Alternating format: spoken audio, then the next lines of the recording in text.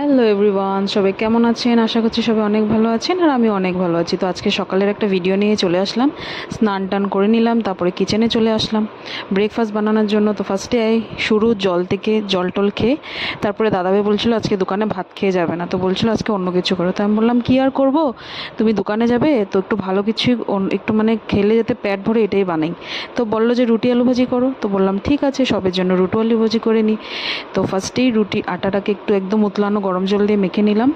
মেখে এদিকে আটা মাখতে মাখতে দেখো এদিকে আমি আলু ভাজিটাও একদিকে চাপিয়ে দিয়েছি। রুটির সাথে আলু ভাজি খেতে কার কার ভালো লাগে বলো, আমার তো অনেক ভালো লাগে। তো দেখো আলু ভাজিটা বসিয়ে দিয়েছি, এখন রুটিটা তৈরি করে নেব। তাওয়াটা একদিকে বসিয়ে দিয়েছি। এখন দেখো এদিকে আমার আটাটাও রেডি। এখন এটাকে আমি ফার্স্টে গোল করে নিই, তারপর একে একে রুটি তৈরি করে নেব। রোজ রোজ ও ভাতই খেয়ে যায়, তো আজকে বললাম আমি রুটি খেয়ে যাব।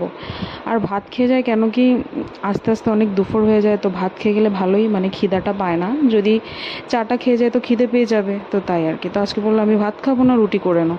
তো তাই তো সবের জন্যই রুটি করেছি। তো এদিকে দেখো এখন আমি রুটি বানিয়ে নেব।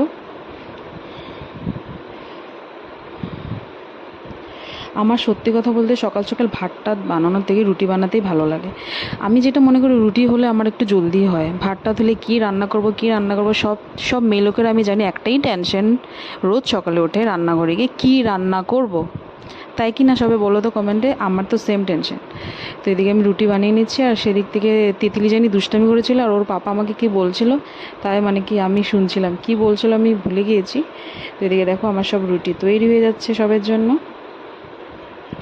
কাদের কাদের ঘরে আজকে ব্রেকফাস্টে কী হয়েছে জানাবে। আমার ঘরে তো আজকে রুটি আলু ভাজি হয়েছে। তো ফার্স্টে তোমাদের দাদাভাই ও চা খেতে একদমই ভালোবাসে না, তো বললো তোমরা চা খেও, আমাকে রুটি আলু ভাজি দিয়ে দাও। তো আমি ভাবলাম যে আগে ওকে রুটি আলু ভাজি করে দিই, তারপরে আমাদের জন্য চা করে নেব। তো ফার্স্টে তাই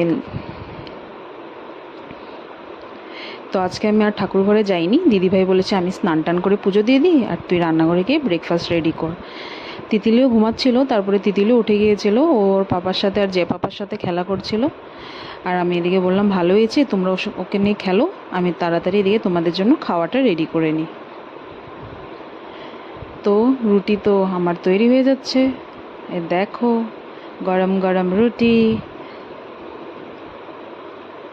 তো দেখো রুটিটা ফুলে উঠছে, রুটি না ফুললে একদম ভালো লাগে না আমার। রুটিটা যখন ফুলে ওঠে না তখন দেখতে একটা আলাদাই মজা লাগে, তাই না?